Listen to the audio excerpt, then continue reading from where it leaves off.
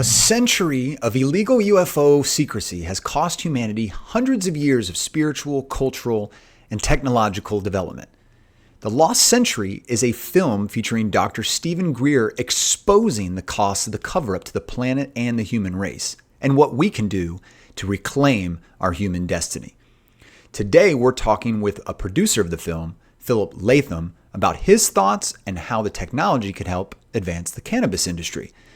I'm also trying to convince him to do a Lost Century too about the cannabis conspiracy and the 100 years we've missed out on that. If you want to see one of those, let us know in the comments. Enjoy the trailer and enjoy our discussion. Be blessed. No. Unidentified flying objects is an obfuscating term. This is an alternative energy and propulsion device. Between the late 1800s and now, the ingenious inventions and sciences have all been ruthlessly suppressed, confiscated. It reads like a James Bond movie, but it's real. It happened here in the United States. We master gravity control here on Earth, not extraterrestrial. These are projects that are off the radar even of the people who manage the Black Project. When someone asks me how bad is the crisis, I kind of don't know where to begin. So there's something nefarious afoot. These technologies would end fossil fuels, pollution, and poverty overnight. That's pretty intriguing. This lost century of technologies that have existed, that have vanished, is the biggest cover-up and scandal in the history of the world.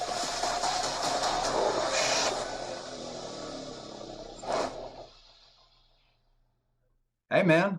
How's it going? It's going good, man. How are you? I'm doing great, man. Thanks for joining. Tell everybody who you are and why you're promoting your doc. So my name is Phillip James Latham. Typically, I get credited as Phillip James, just as like a LA screen name kind of thing. But I have produced a couple documentaries for a man named Dr. Stephen Greer. The latest one is called The Lost Century and How to Reclaim It. It is available across several streaming platforms, YouTube Movies, Google Play, iTunes, Amazon Prime. I think it's on Vudu, the Xbox Store, and probably a couple others that I'm forgetting. But it was number one on iTunes and Amazon for several weeks. Not sure if it's still there, but yeah, seems to have a pretty warm reception. I actually just got notice the Friday that Catherine Austin Fitts, who I have immense respect for, actually just watched the film herself and is actually promoting it on Solari as the film of the week. So that's pretty cool. Hey, congrats. Thank you. That's awesome. I streamed it. I think I watched it on YouTube. I just bought it off YouTube. It was one of those Friday night smoke and enjoy a nice little getaway. And it was pretty fascinating. We've had, a couple of discussions about this before, but what's interesting about it is how much suppression of important technologies and information that can help the world in general. And that's a lot like cannabis, clearly. But what did you find making this documentary, other than the fascinating, suppression of all that kind of stuff? What was the one thing that you found out of the doc that might be able to kind of progress, in kind of a successful kind of accomplishment that comes out of the doc?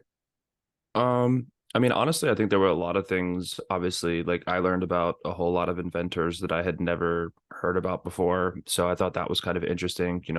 A lot of people have heard of Nikola Tesla and knew about a lot of the work that he was doing. Some maybe not aware as much as his potential communications with non-human intelligence. But, a lot of his energy inventions and things like that ended up getting suppressed. Those made it into the film. But what I was really fascinated by was some of the other kind of lesser known inventors. There was a man named Joseph Newman. He had a perpetual motion machine, and he actually had people from the Department of Energy come to his facility, test out the machine and everything like that. And there's an interview clip of the guy that actually went and tested the machine. And he was like, I was a non-believer until I tested it myself several times and was a convert. So I think that, just being aware of how many and how vast this kind of niche subculture has been over the past 100 years is really fascinating. But then I think in terms of how that corresponds with some of the more mainstream news subjects of today, UFOs have obviously become much more mainstream accepted to talk about in, common discourse with, your normie friends. But I think one of the really important questions that people still aren't really keyed into asking about the phenomenon is, how are they powered? What's the power source? And I think that if more people were more interested in finding the answer to that question, we can make a lot of progress really fast. Because how are you traversing, star systems in the blink of an eye? Well, you need a power source of some form or fashion. And so, just kind of to go off a quick tangent on other current stuff, there's a show called Foundation. I don't know if you've read the books or watched the show. My fiance and I are totally enthralled. I'll check it out.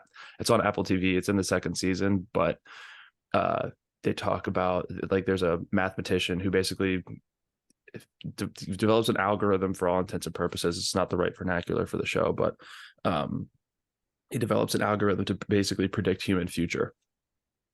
And then they obviously have star system traversing technology, but then they go through like the archaic versions of the tech and modern versions of the tech, and it jumps around in timelines. It's really fascinating, and I think it kind of gives a glimpse into what the future could be for humanity as we kind of reach out into the solar system and beyond, and kind of, for lack of a better term, colonialized space, right?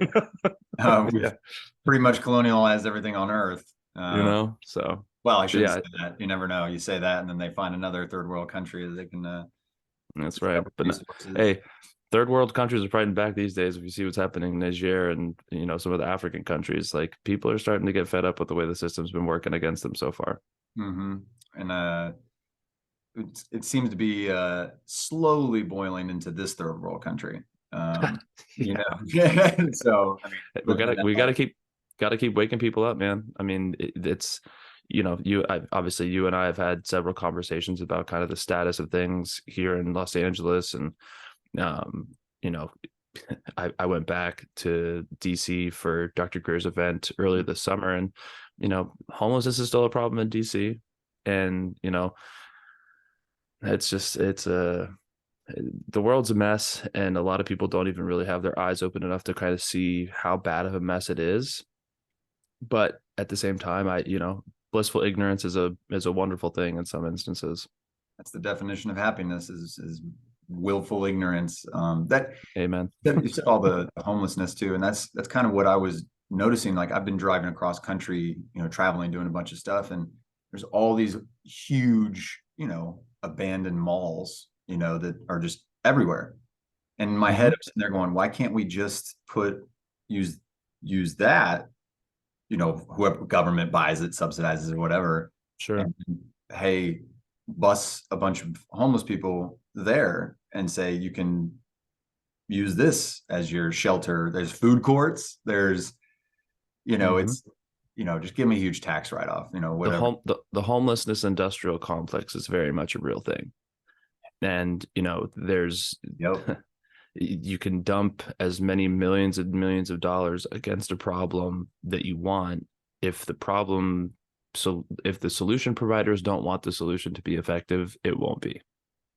When CEOs of homeless nonprofits are getting $200,000 to $250,000 a year, there's not really an incentive to stop Correct. that cash flow coming in, but or more. Right, or more. But we're the crazy alien conspiracy guys. So. I know it's okay. I'm used to being kind of the black sheep of my family, and sometimes friend circles. But I'm starting to figure out that you surround yourself with like-minded people, you're not as much of a black sheep anymore, and the conversations resonate a little bit deeper. So I was actually at a dinner the other night with some representatives from the industry, and it was I got invited by a friend of mine from Northern Virginia who's been out in LA for, I don't know, probably 12, 13 years at this point. But he brought me along because of the films that I've done to essentially talk to his industry friends that don't necessarily, you know about much of this kind of stuff. And funny enough, by the end of the conversation, he actually came up to me. He was like, yeah, so, my girlfriend was at work and she works for a billionaire, but she ran into Speaker McCarthy at work. And one thing led to another conversation wise between her boss and Speaker McCarthy. And sure enough, Speaker McCarthy knew the movie, knew Stephen Greer, and yeah, and they kind of had a little bit of a chuckle about it. So, my buddy's like, he's like, dude, you're affecting Congress, like you're bringing this into the mainstream, into the into the halls of government. And I was like, I can't say that I'm doing that. Like that just feels kind of weird and burdensome. But at the same time, like, I guess I'll take credit to a degree for participating in helping at least bring the subject matter a little bit more levity and gravity than it may have gotten from a lot of the, cheap thrown together films of yesteryear that didn't really do the subject matter much credence. Well, that's why I really like that, because I've seen smaller documentaries, and then Dr. Stephen Greer's been in other things, a lot of things. And a lot of the stuff it's almost like the documentary combines all these compartmentalized talks and interviews that he's done, which you hit on it. Documentaries have been done maybe on these things in the past, but not with the quality of filmmaking these days, or the amount of technology we have with an access of FOIA requests and all these kind of things. So it's really beneficial to this next generation. And I think the younger generation is really more, I mean, I could be wrong, but they seem more open-minded to this kind of thing than our parents and the generation before. Yeah, I think that, the TikTok generation, it's funny, like, you see the younger people popping up on like Instagram that's been reposted from TikTok, but they've done like, where they're appearing on the screen and they're pointing at text and things like that. And it's really interesting to see kind of the younger and younger generation. I mean, I'm not necessarily considering myself old or young anymore. It's come kind of this weird in between. Youthful spirited maybe, but you see these kids, for all intents and purposes, really starting to dig into, who are the rulers of the realm, and what's going on with UFOs, and why are so many people obsessed with this 2017 New York Times article, and who are the players that are involved. And you touched on kind of like how cannabis and UFOs overlap, and I'll tell you kind of straight off that it was my kind of deep dive into cannabis and what, why is it illegal? What's wrong with the plant? Why does it have this bad rap with society? And discovered, oh my God, it's been victim of suppression and disinformation and misinformation and literal, powers that be forcing it into the dark side of, society, when in reality it's this like miracle plant that can do all sorts of stuff. It can cure all sorts of stuff. It's like medicine, food, fuel, fiber, blah blah blah. And it was that kind of voracious digging in the rabbit hole that then led me to all this other kind of stuff. And I was like, well, okay, what other parts of my reality have been impacted in a similar way? Well, then kind of stumbled into the whole, paranormal UFO subculture. And I was like, can I curse? Oh yeah, go ahead. I don't care. Okay. I said, holy shit. Like, like UFOs are like, not only like a real thing, but there's all this information and documentation and testimony from very well respected people that have either been to space or been on these military installations, and not only maybe have seen, interacted, presidents have testified to having seen and potentially interacted with like ETs and UFOs and stuff. So it's like Bill Clinton tried. Bill Clinton tried, and they were like, no. And you're like, wait, the president is saying, I want to see this stuff. And someone said no. And I always ask myself, wait, who said no? The president no. Who's Right. that person? Just right. Go follow that guy. Like, he's not just a random person and, like, oh, no, sorry, you don't have access to that door, Mr. President. You have to wait. Like, sorry, sir, can't tell you. You don't have a need to know. Yeah, like what would you do? You're the president, and he's going, you don't need to know. And I'm going, like, how do you, I guess backing up, that I'm explaining a panic attack, right? Like, yeah. When someone tells you, like, no, you can't do that, and that you're understood to be the most powerful person on earth.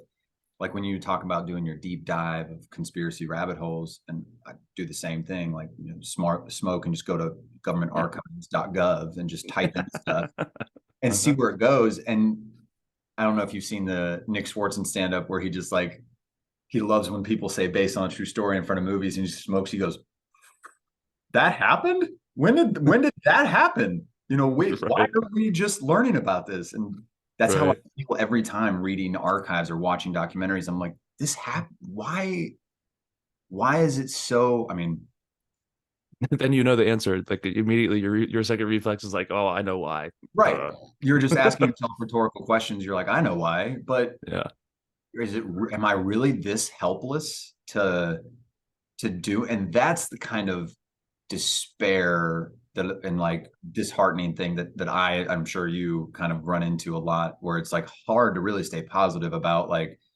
no, this is life. Life really, it's, hey, the two things that could help the world in literally every sense, this technology and cannabis, are the two most suppressed things. And you're going, and these are the good guys, right? Who are the good guys? I mean, I think it's the hero's journey. The dark night of the soul is as you kind of come to discover, certain hard truths. You have rightfully you can become very consumed by depression, and the darkness may feel like it falls over your life a little bit heavier than it had before you learned something. There was an interview that we did for the Lost Century with Charles Eisenstein, who is an environmentalist. He's an amazing person and just a warm soul of a man who clearly has gone through his own trials and tribulations of life, but very much has hope for humanity and a true optimistic outlook for what the future can hold for all of us. Because if you lose that flame, it gets real dark real fast. Right. Yeah. And he talks about that. He's like, we're living in a time when, suicide rates are increasing and, drug use is on the rise. And I don't necessarily like, whenever I say that term, drug use is on the rise, people are like, yeah, people are smoking more weed. It's like, okay, but pause. Not the same kind of drug that I'm necessarily, using as the umbrella for that. But term. It is. And that's really, yeah, exactly. And, from even just the term conspiracy theorist, the whole background of how that term got coined and, utilized through society to kind of keep people away from looking at the JFK assassination stuff. Well, here we are, 60 years on almost. And, you had Trump who was like, I'm going to release the JFK files. Psych, just kidding. Who saw that coming? Oh, yeah.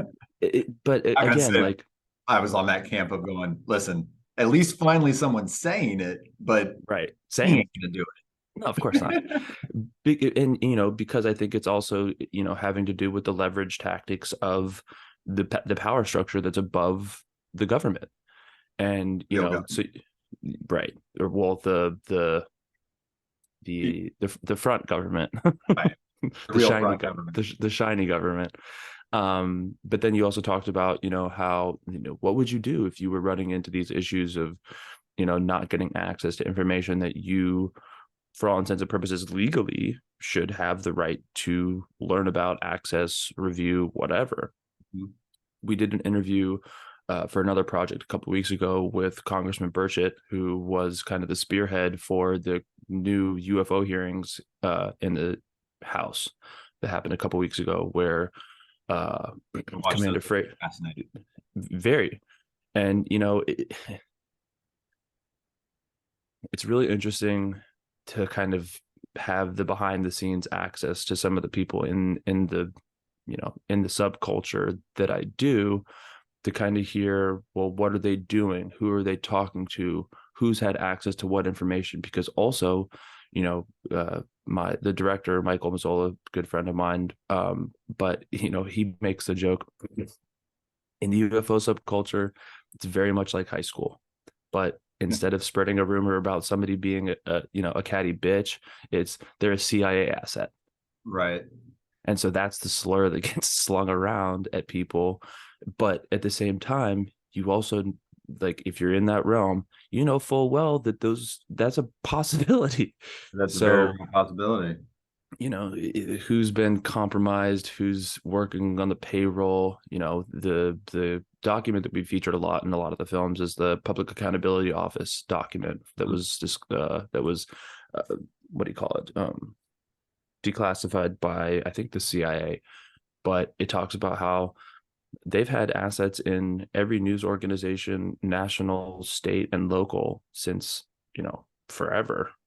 Go back to Project Mockingbird, and we act like that was discontinued or ended. Yeah, right. Look at Rolling Stone nowadays. Nobody with the control of the narrative ever wants to let it go, ever. So, but I mean, hey, glory to platforms like yours and like independent media, because that will be the salvation of like the information age, where my company's called Intelligent Media. Navigate the lies to get nearest truth. You're not going to get pure truth most of the time, but you got to kind of wade through all the shit in order to figure out what rings true for the reality that you're either wanting to build. That inherent truths are supposed to be like objective, but everybody has subjective perspectives on things. So objective, it's, and we were talking about the JFK files and stuff, and obviously Trump is saying, I'm going to do it again, I'm going to declassify them again or whatever, and if he gets elected from prison. But he also doesn't understand that there's someone who actually probably really will, and that's RFK Jr. If he somehow managed to get through that Democratic gauntlet of corruption, there's going to be something that turns out abnormal with all that stuff. Biden's definitely not going to make it. But well, they're going to switch him. Not to go off on a tangent, but maybe swap him with a double. Yeah, they're conspiracy theory. Another double. Well, actually, it's another funny thing about Foundation, though. So there's, I'm not giving too many spoilers away, but essentially, like, the government is called Empire, and eventually the person that started the empire is this guy named Cleon. And the way that they figured out how to kind of retain rule is to have 3 different versions of the same guy: a young one, a middle one, and an old one. And as they grow, they are replaced. And the middle one is essentially the one that has the ultimate authority in his reign. But the whole idea of like body doubles and genetic dynasties, and I was like, oh man, like they're hitting on so many things. It's not too different than Black Pope, White Pope, and the Gray Pope. And the Gray Pope, yep. It's not too different. And there's a theory that there's a 4th one, red. Right. Yeah. I can't remember what the other color is. I don't know, but that's probably the real one. So that's, I would, and RFK's stance on cannabis is great. And I it's think changed. It's evolved, and very much so. If anything, he's proven he's open-minded to evolving 95% of his, opinions on stuff, which for the most part, which is more than anybody out there can say right now. And nobody's perfect, but I love a politician that's open to changing their mind. And that should be a prerequisite for anybody running for office. Is like, you're allowed to change your mind based on new information. Full Right. stop. We're only human. And Right. what's interesting is you can see his evolution on camera too. It's not just like I'm open to, you know, then I'll do it in a back room and then come out with a statement. Like, you know, Hillary Clinton one day was like, I'm for, you know, gay marriage. And they're like, wait, for like 20 years you weren't. You know, what changed? Elizabeth Oh, Warren. my donor money changed. Yeah, there you go. But it's great because his stance, I did a episode about his stance on cannabis and what he wants to do with mushrooms as well. And he wants to decriminalize, leave it up to the states, but yet tax it federally, obviously for interstate and international commerce and stuff, which by the Constitution and in my opinion is the correct way to do it. Sure. You know, let the states do it. You can legalize either medicinally and get that additional research and development money from the government for science and technology and all that stuff, which is why a lot of people are expanding the medical marijuana stuff, not going full legalization because they want that science money, but they don't want the problems of legalization. Right. But what he wants to do, and he said he would legalize psychedelics in some form, and he wants to use all that money to have community healing, you know, programs and farms where people, vets and trauma and all the people can go kind of come back to nature. And I mean, when's the last time you've heard a politician say any stuff like that was taken seriously? You know, right. Like the Ralph Naders and, you know, that kind of people.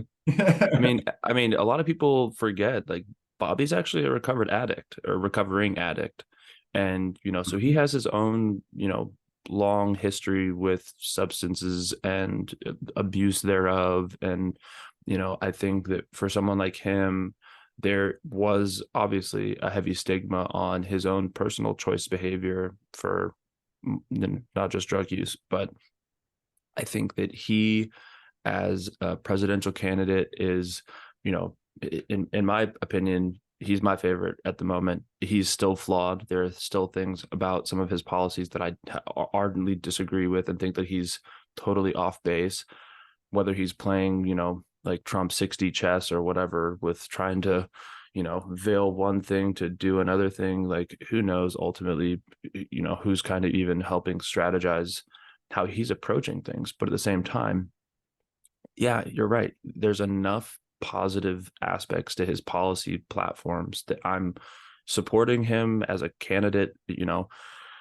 we've interviewed him for a project. I've been to his house. Like, he is a very warm, welcoming, charming man, and, you know, clearly has a brilliance about him that I mean, then he's putting out workout pictures and videos, you know, and he's, you know, I sent that to my mom and my aunt who are Democrats, but they're not fans of they're not Bobby Democrats. They're not Bobby, but I sent it to him and I was like, change your mind yet? She goes, I'm thinking. She's 7, you know, she's in her 70s and sure. You know, I mean, so my fiance's mom is actually a similar way. She, you know, she was a Biden supporter and everything. And, you know, some of the other family members give her a rash of shit all the time for it. But Bobby's one of the people that's, you know, that, you know, my fiance and I are talking about supporting. And she was like, yeah, I can get behind him. And we're like, yes, thank God.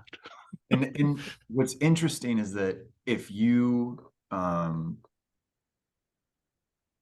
remaining time 10 minutes, so if we go off in 10 minutes, I'll just call you right back. No problem. Unless, yeah, so but it's very fascinating that he is kind of coming on the scene in so many ways.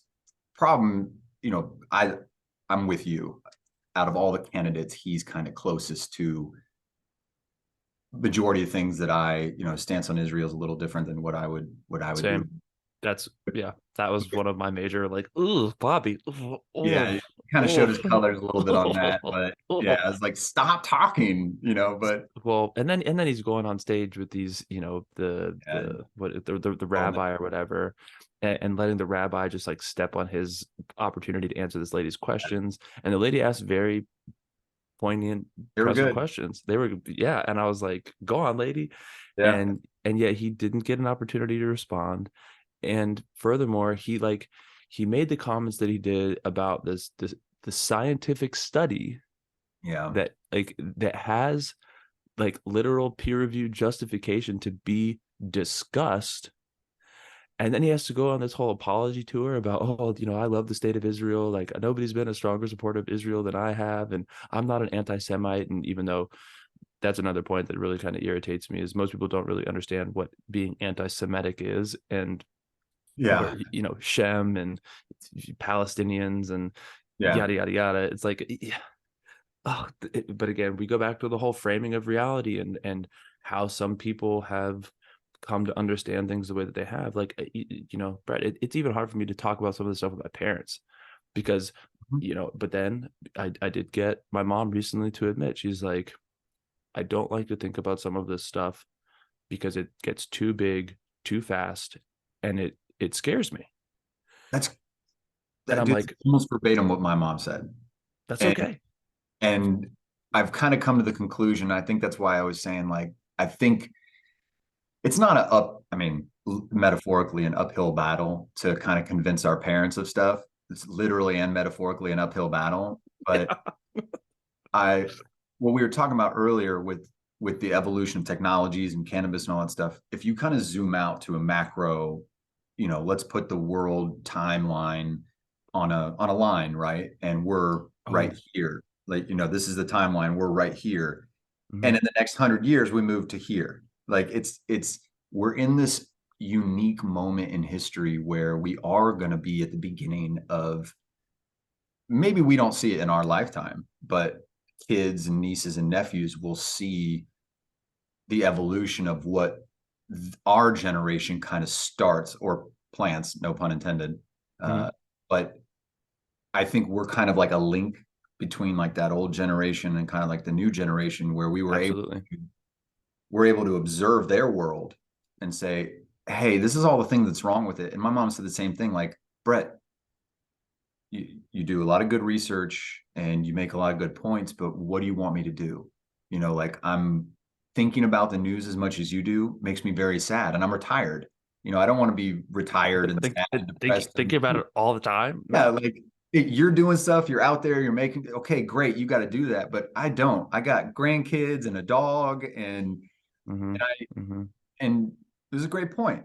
Fair. For sure. You deserve to be happy in your retirement, or just in general. And I think that's another important point to make. And people deserve to be happy, and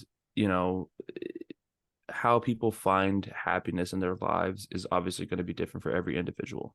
And I think that one of the points of making the films, in terms of the ending of all of them, has been for us end on a positive note.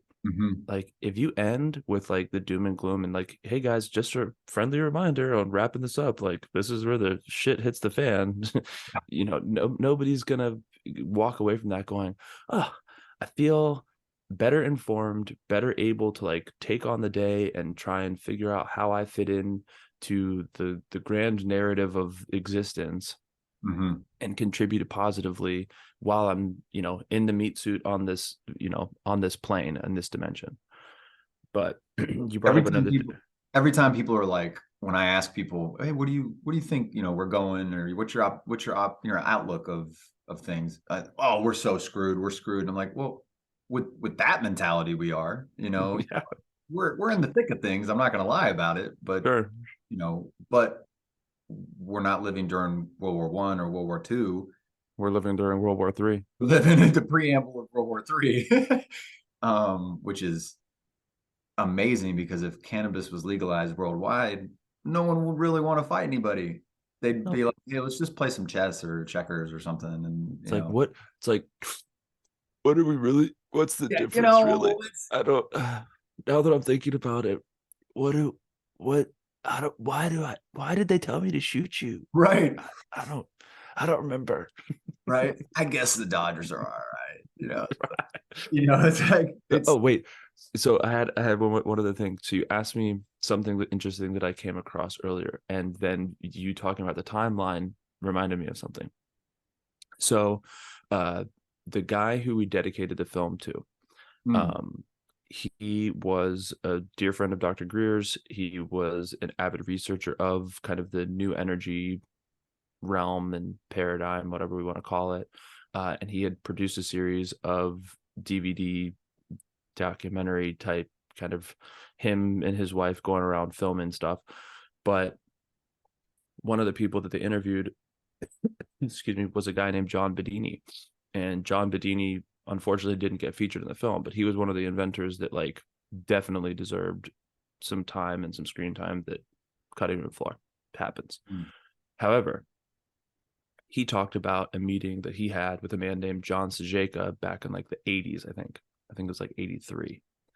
And so John Sajeka, inventor of his own right, and calls him up, and here in like, I think, I can't remember where in LA, but it's somewhere like one of those small neighborhoods or whatever. He's like, come down to, well, we'll say Toluca Lake for all intents and purposes. Come down to Toluca Lake. I need to show you something.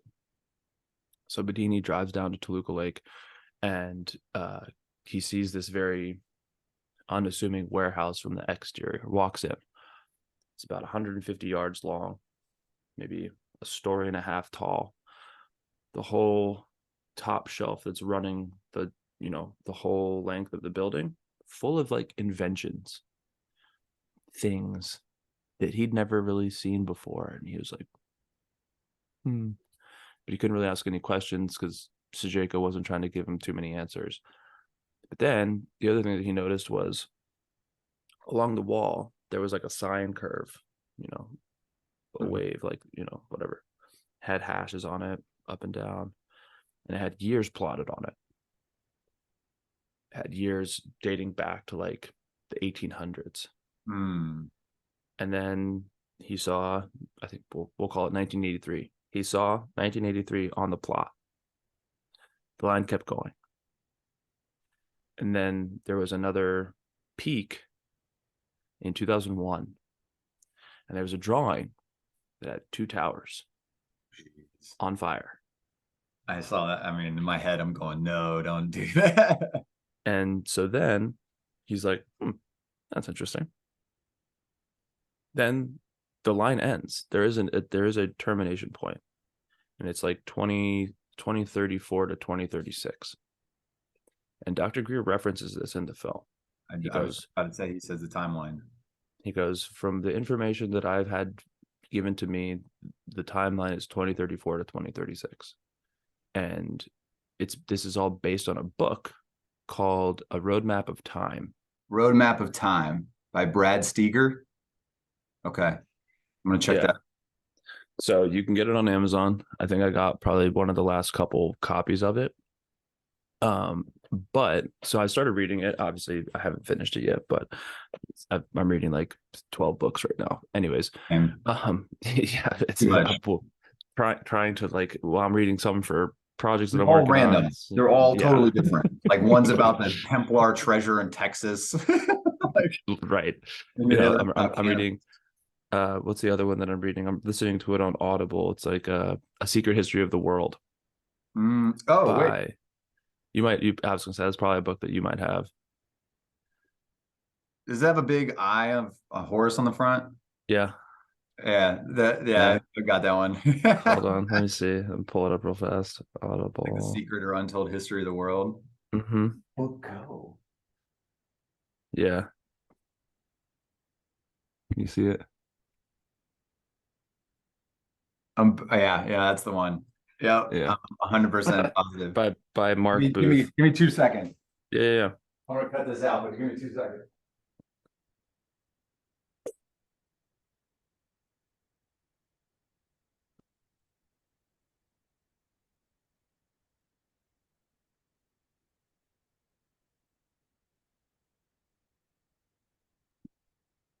Is it this one? Yep. Dude, fascinating book. I don't know why it's not out here. I'm only like, I think maybe four chapters in or something. I was gonna say, but Oh, look, inside Bernie beats Trump.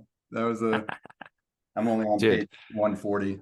that's another funny thing, of that last election. Like, how many people, when Trump got elected in 2016, not my president, he Russian influence, da da da da da. Then as soon as 2020 comes around and Trump's like, yo, that election was fucked up. It was just like, oh, you can't say that. Oh, You're a even disinformation agent. It's like, what the well, fuck? even like I can't talk about that thing on YouTube. Mm, Um, but they sowed doubt in the, when Trump was president, they're like, I'm not gonna take that if that's his. it's his. The And MAGA then like jab. 2 minutes later or 2 months later, they're like, take it. Best thing ever. Best thing ever. If you don't take Save your it, life. you're crazy. Killing your grandma. So yeah.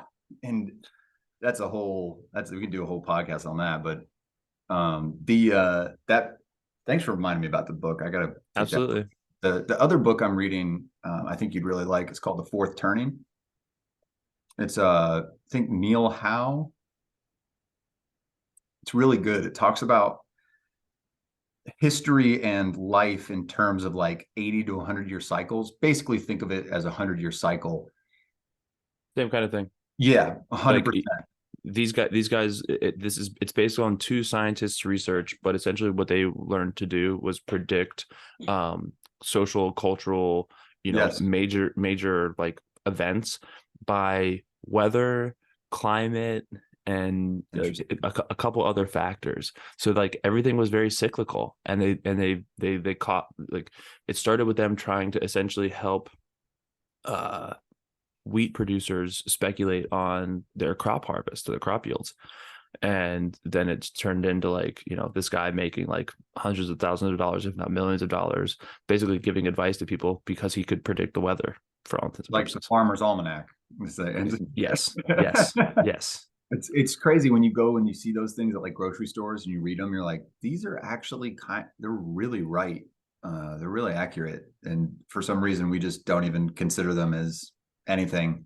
Right. They're It's still more weird. accurate than anything. And So but weird. it's so weird. That's so the documentary touches on Tesla and his inventions as well, who, from what I've read, has done tests and science experiments with cannabis and hemp. Mhm. And that's what made my mind really, I'm sitting there going, okay, the greatest mind in human history is aware of the benefits of these plants in, obviously to the extent that he could be back then. Sure. But if he recognized it, and I mean, I would love to see, like, when I think of cannabis and tech, that, and which is that lost tech, especially, like how you could perfectly grow a strain that perfectly goes with your chemical balance or my chemical balance, where like your DNA strains, whatever you're lacking because of, as our case is, our chronic illnesses, our chronic, all that other stuff, you could combine a CBD with CBG and THCV in, daily dose, and you're good. That's the next Lost Century 2 It's gonna be yeah. gonna Hey, have to be cannabis, man. I'm with it, bro. I'm Hey, with like it. when I was watching the documentary and I'm sitting there going, I have the sequel. This is phenomenal. Anyway, because of the Lost Century, 100 years back up to the Fourth Turning. And that's what they're the people that actually coined the term millennial. And so, and there are two Harvard guys. I think one of them's passed away already, but the second one's going on a bunch of podcasts now because it's coming true. And he talks about, I'm sure you've heard Oh, that wow. saying. Yeah, I'm sure you've heard the saying, like, hard times create hard men, and hard men create weak times create that whole kind of thing. Yeah. It's 4 generations.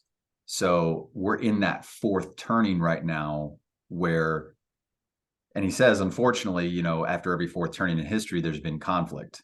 And because without the conflict, you can't get the aftermath of, I guess metaphorically speaking, the phoenix rising, from Literally took the words out of my mouth. the ashes, the Yeah. hero's journey, and Yeah. that's when RFK talks about his recovery. You can tell he's done a deep dive on psychoanalysis and Jung and Joseph Campbell and all these, and that's what really stood out to me on his talking. The stances, yeah, we can work with those, but He can change it. He can change his mind on Israel. It's okay. right, and even if he doesn't, I hate to say it, but even if he doesn't, I'm more concerned about other things. Sure. Well, I hate to, yeah, and then you get into the plights of varied parts of the world, and who do you care about the most? And it's a really shitty thing to say, but you, me, we, first of all, I have to care about my personal bubble. Who's in my personal bubble? My fiance, our right. cats. I got to take my cat to the vet in 40 minutes. So I got to take care of what's here. Then my nuclear family and her nuclear family, their relatives, the community that we're all kind of within. And how far can you really stretch your own Your abilities? Yeah. And so that's when I my buddy said, you brought this to Congress. I'm like, it found its way to Congress. I needed to make money to survive. I just so happened to be fortunate enough to have been able to make a movie to pay my bills that's right. had an impact on people. I am so grateful that that's the way that my life's path has taken me. And the whole cannabis side of things, if it wasn't for my interest in cannabis, I wouldn't have gotten here. So I kind of play it full circle for myself and thinking yeah, kind of weed didn't necessarily save my life. I mean, my mental health, it's for sure helped with. I'll never forget going to a therapist when I was in my early 20s, went through a bout of depression, tried to kind of figure out where my life was going and everything. And you have situational anxiety that triggers depression. And I'm like, talking about the most generic diagnosis. Right. Turn to cannabis, smoke a little bit, feel a lot better. And I'm like, I don't need meds. 1 + 1 = 2. Yeah. I'm like, meds don't seem like something I'm really keen on. My buddy and I have been smoking pot for a couple years. I didn't necessarily think of it as a mental health thing. I loved being stoned. Right. But that wasn't necessarily to say it was preventing me from being depressed at the time. I was a freaking late teen, early 20s something. That's interesting you say that, because everybody's introduction to cannabis is for a different purpose. Hey, are you trying it because you have bad anxiety and depression? And you're like, listen, I'm usually not a smoker, but I'll try anything, and let's start with CBD or whatever. Or like me, started when you're 13 just because older people were like, want to smoke this joint? And I was like, seems cool. Sure. Why not? You guys are cool. You guys are older. cool. Let's why not? I'm not, and that whole kind of thing. But what you're talking about, and what I hope people realize too, is, you can abuse it just like anything else, but when it turns from why, it's the why are you using it? If it turns from medical to recreational, okay. For me, I've gone, okay, I need to dial it down when it turns from recreational to medicinal. I have to reevaluate and go, okay, why am I stressed out as much, or why am I using this as medicinal purposes instead of just recreational for fun? Sure. And that's more for me to gauge my status. Same thing happened to me, the past couple of weeks. I'm getting ready to pay for a wedding. Budgeting has gotten a little tighter.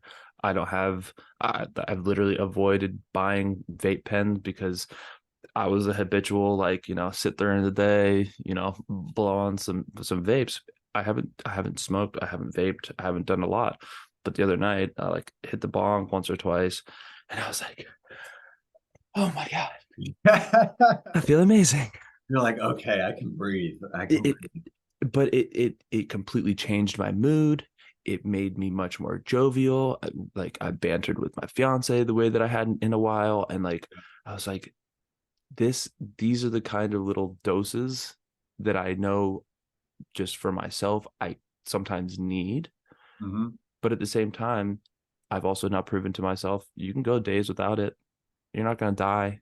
You might be a little like I wish life's kind of heavy right now. But at the same time, like if you could manage it, your own personal consumption and really moderate it. The people that I don't understand are the people that are literally like dabbing these like enormous amounts. I'm like, okay, first of all, do you have any semblance of an idea on the monetary value of what you just consumed? Yeah.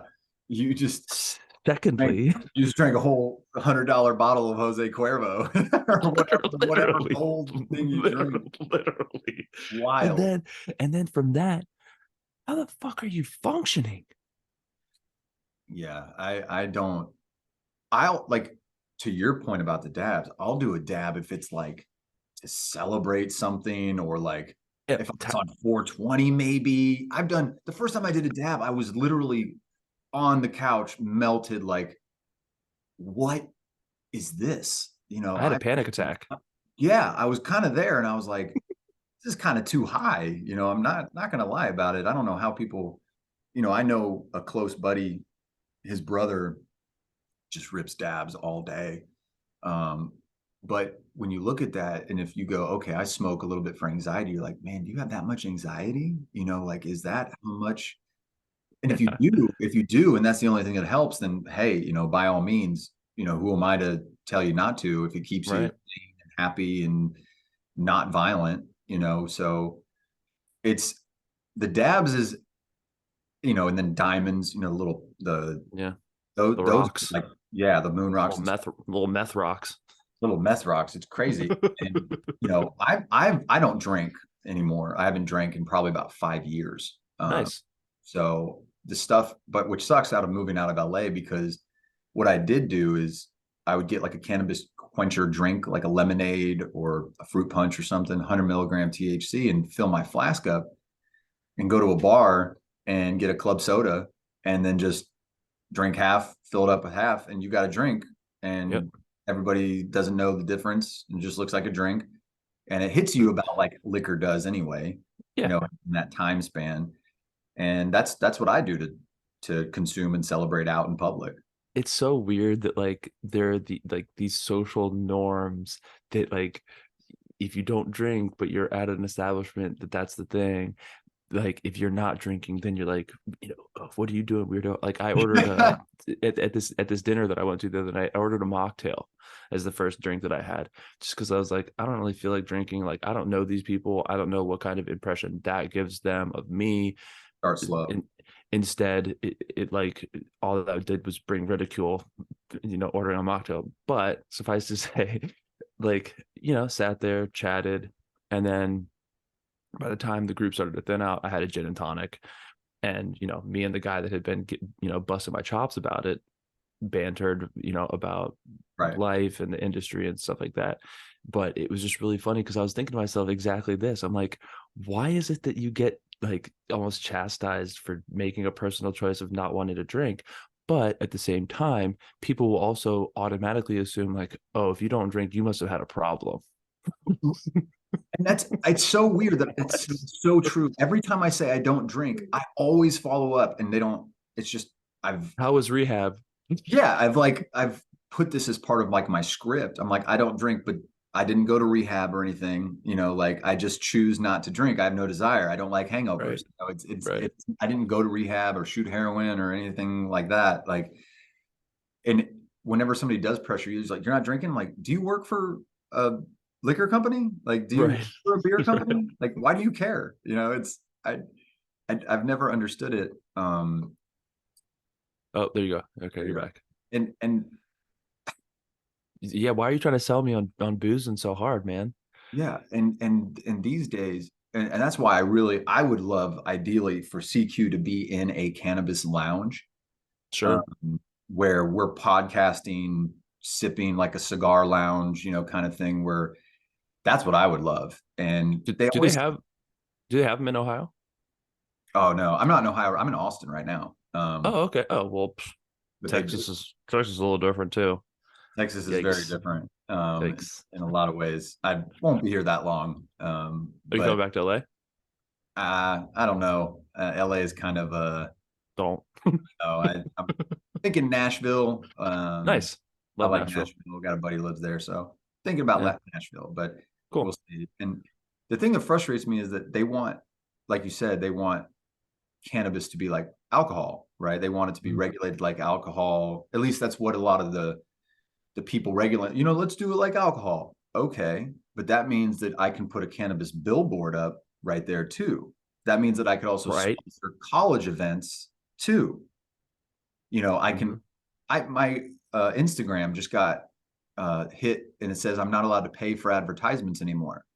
When I was just boosting my reel of just literally a clip of a podcast saying a joke about Operation Pothole. They should legalize, I loved that. I loved that idea. It was so good. And literally it was in the middle of a promotion and it said it stopped. That was like the 5th time that I promoted it. It must be like because you have cannabis in the name or something, because that's weird. And it's so janky. It's so janky. It's so annoying because the second that they do kind of take the gates off of cannabis suppression and stuff, you're going to have a sea of people trying to be cannabis influencers and stuff. Sure. But, we're not just, smoking bongs on, in bikini. But even the people that have been, they've been allowed to. And that's what's blowing my mind. I'm like, huh? That doesn't make any sense. It's really fascinating that the educational and informational things can't have that are suppressed, but the ones that are just smoking bongs and doing drugs, they got like blue check marks and like 100. Because it's almost like bread. If you push the poison and you can keep the stupid getting stupider, by all means, keep promoting your nonsense. I was so depressed yesterday because I saw a big stoner, Seth Rogen, his post. Again, I don't know the relationship between them or whatever, but he had Bill Gates on his thing. Like go look at his Instagram, and it's him and Bill Gates in a podcast talking about weed. And I just go, no. And Bill Gates is like, yeah, so on the billions of acres of farmland that I just purchased, we're actually segmenting quarters of that land into cannabis. Yeah. Do you think that's kind of where I was going with that. And we're using the Monsanto genetics to do it. Speaking of Monsanto, the first super PAC for cannabis was called Legalize America, just got approved. Nice. But Monsanto's on the board is Monsanto.